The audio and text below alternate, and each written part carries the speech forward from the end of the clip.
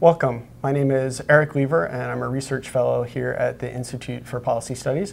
And I'm joined with the co-director of IPS's Sustainable Energy and Economy Network, Janet Redman. Welcome, Janet. Thanks very much for having me. And Janet is going to be attending the international climate negotiations, which will be starting in Bonn next week. We've heard a lot of discussion here at home about what's going on with domestic politics around the energy bill. Why is it important that the international negotiations are going on now?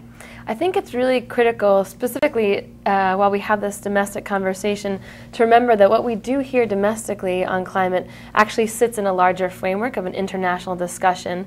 Right now, we're working on a year of negotiations building up to Copenhagen in December 2009. In Copenhagen, the world's countries are coming together to figure out a new global climate deal. It's kind of like the second phase of the Kyoto Protocol that was put together in 1997 and came into effect in 2005. So we're basically looking at building a whole new climate deal right now. That's the context in which the domestic climate energy bill sits.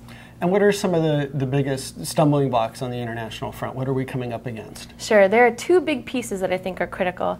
The first is talking about reductions of emissions. So that means that we need to reduce our greenhouse gas emissions overall as a planet, or we're heading towards climate disaster, and that's the big urgent message that's out there.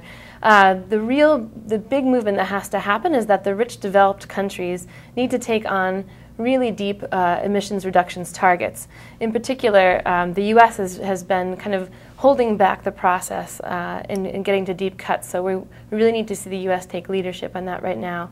So the first piece is getting rich countries to reduce their greenhouse gas emissions. The second piece is recognizing the fact that even if all the world's rich countries stopped putting out greenhouse gases today, we'd still see a huge chunk of greenhouse gases coming from developing countries, especially the emerging economies.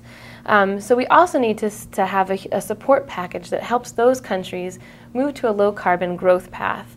So that's talking about whole kinds of new renewable energy. So making sure that countries have energy access, but making sure it's low carbon. We also need to see financing go to developing countries to help them adapt with the climate change that's already locked in right now. So that's kind of helping compensate for the fact that developing countries are paying for a problem that they didn't help create.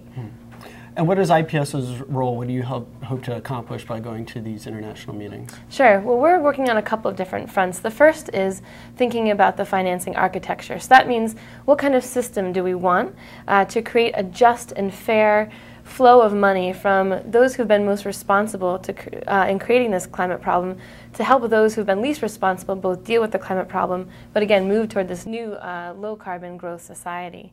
So we're working both with negotiating teams and with civil society to think about what this new system would look like.